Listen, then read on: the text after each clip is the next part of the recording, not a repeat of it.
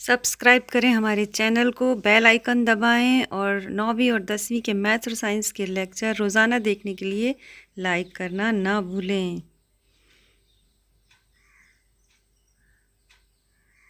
अस्सलाम वालेकुम वरहमतुल्लाहि वबरकातुहू।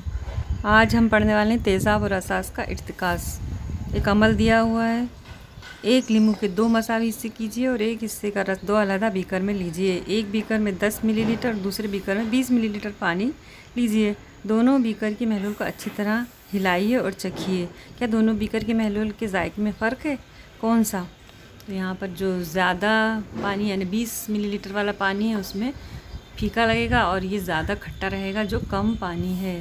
तो इस तरह से हम देखते हैं कि महलूल जिसमें मिनहल मिला हुआ, मिनहल यहाँ नींबू का रख समझ लीजिए, तो इन दोनों से मिलकर महलूल बनता है। पानी और नींबू, किसी महलूल में मिनहल का तनासुब ही उसका इर्तिकाज़ है। लीमू के महलूल में लीमू का अर्क मिनहल और पानी महलल है। अगर पानी में लीमू के अर्क की मिकदार ज़्यादा होगी तो उसका महलूल कंसनट्रेट यानी ज़्यादा इर्तिकाज़ वाला होगा। इसको कंसनट्रेट कहते हैं इंग्लिश में। महलूल का इर्तिकाज़ ज़ाहिर करने के लिए 2 इकाइयों का इस्तेमाल ज़्यादा किया जाता है। एक ग्राम फी लीटर, दूसरा है मोलेरिटी, जिसे मोलेरिटी एम भी कहते हैं। लफ्ज़ों में समझे तो ज़्यादा गाढ़ा यानी ज़्यादा इर्तिकाज़ वाला। मुख्तलिफ आबी महलूल के इर्तिकाज़ के लिए झील की जदूल मुकम्मल कीजिए। यहाँ पर मिनहल की मिकदार, महलूल का हजम, महलूल का इर्तिकाज़, यहाँ पर हमें मोलेरिटी निकालनी है। तो यहाँ पर कुछ कॉलम दिए हुए हैं ABCDEFGH। ए में नाम है, यहाँ नाम सबसे पहले नमक का है। इसका सालमी ज़ाब्ता है NaCl। इसकी सालमी कमियत है 58.5 U। इसकी जो डी में ग्राम दिया हुआ है, कितने ग्राम मिनहल है, उसकी मिकदार 117 ग्राम। मोल में इसकी मिकदार आई 2 मोल, जो E बराबर D/C से निकाल सकते हैं। इसी तरह F जो है उसमें हजम दिया है महलूल का, जो 2 लीटर है। महलूल का इर्तिकाज़ G बराबर D/F, यानी जो कॉलम D है उसमें हम F कॉलम जो दिया है महलूल का हजम, उससे तकसीम करेंगे तो उसका इर्तिकाज़ आ जाएगा ग्राम पर लीटर में। जो नमक का इर्तिकाज़ दिया है यहाँ 2 लीटर में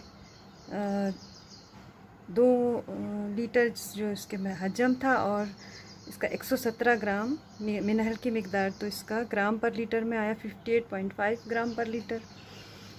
अब इसका इर्तिकाज़ जो सालमियत मोल में निकाला गया, मोल पर लीटर, तो वो ज़ाब्ता दिया यहाँ पर H बराबर E/F, यानी कि मिनहल की मिकदार मोल में बटे महलूल का हजम।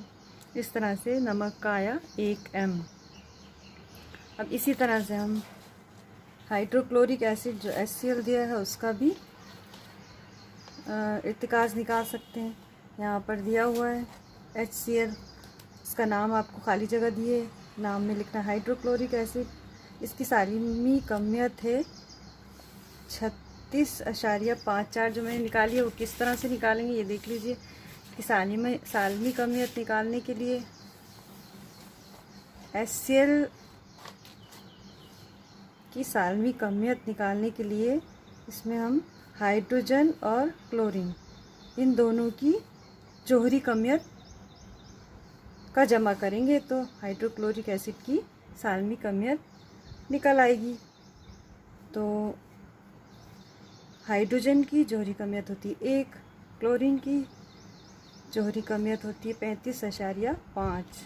तो इस तरह से 36.5 जो है वो इस तरह से जो हमने E निकाला, तो जो ज़ाब्ता था उसमें हमने D/C कीमत रखी। D था 3.65 और C था 36.5। 36.5 से 3.65 को तकसीम करेंगे तो जवाब आएगा 0.1 मोल, जो कि यहाँ पर हमने निकाला है 0.1 मोल।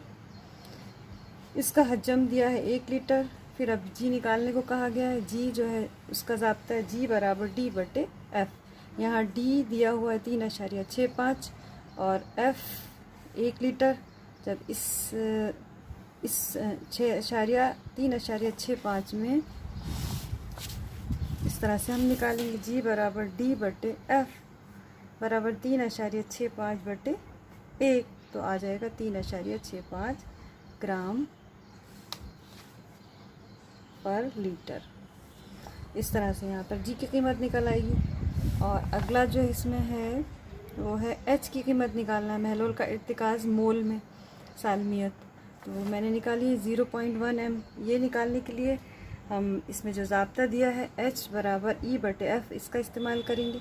E हमने निकाला 0.1 मोल, F दिया हुआ है 1 लीटर। तो जब 0.1 मोल यानी 0.1 को 1 लीटर से तकसीम करेंगे तो 0.1 m ही आएगा। NaOH की सालमी कमियत भी इसी तरह से निकालेंगे। NaOH यानी सोडियम हाइड्रोक्साइड, यहाँ पर आप लिखिए A में इसका नाम, फिर इसका C हमें निकालना है सालमी कमियत। सालमी कमियत जो है हम सोडियम, ऑक्सीजन और हाइड्रोजन इन तीनों की जोहरी कमियत को जमा करके हम NaOH की सालमी कमियत निकालेंगे। तो Na जमा O जमा H, इनकी तीनों की जोहरी कमियत निकालेंगे। 23 Na की है, ऑक्सीजन की 16 है और हाइड्रोजन की 1 है। जोहरी कमियत तीनों को जमा करेंगे तो आता है 40। तो NaOH की जो सालमी कमियत है वो आ गई 40। अब यहाँ पर D नहीं दिया हुआ था, E दिया हुआ था, तो E बराबर D/C। तो अगर E और C को हम ज़रब कर लेंगे तो हमें D मिल जाएगा, यानी C और E 1.5 को 40 से हम ज़रब करेंगे। 40 ज़रब 1.5 यानी E ज़रब C, D बराबर। तो इस तरह से यहाँ पर हमें मिल जाएगा 60। तो C 60 ग्राम जो है इसकी